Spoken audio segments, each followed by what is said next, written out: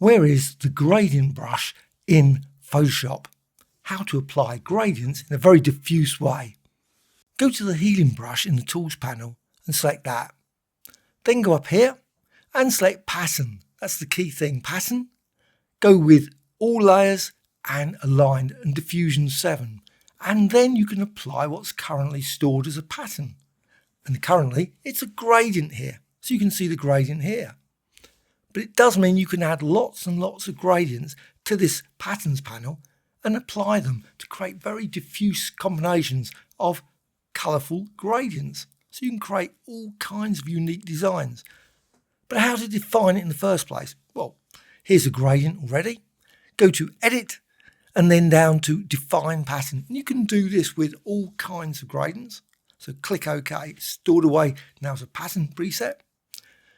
But you can always also go here to the gradient tool and select any gradient you've got. Go with blend mode difference and apply like that. Create a lovely gradient very quickly. Edit and again define pattern. But then again you can go over here, over to the healing brush tool, select that, go up here and select one of those gradients again, maybe this one, and then apply it. And again you can add very quickly beautiful smeared gradients, a gradient brush. This is a gradient brush tool.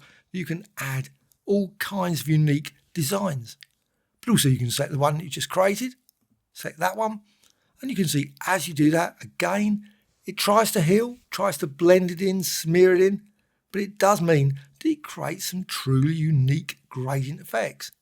And I've got another one here, and you can see as I do that.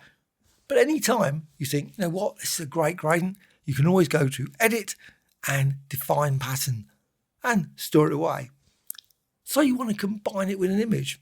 Well, I've done exactly that. I'm just go over here and I've got an image here that I've stored away. Open any image, same size as the document you're obviously using here. And then with that, you can simply select that pattern design, which is an image, and then just apply it. So then it blends in very nice and very quickly in a very surreal way with your gradient image. So you get effects like that, sort of nice sort of silhouette of beautiful gradient colours around your image. Hope you found this of interest.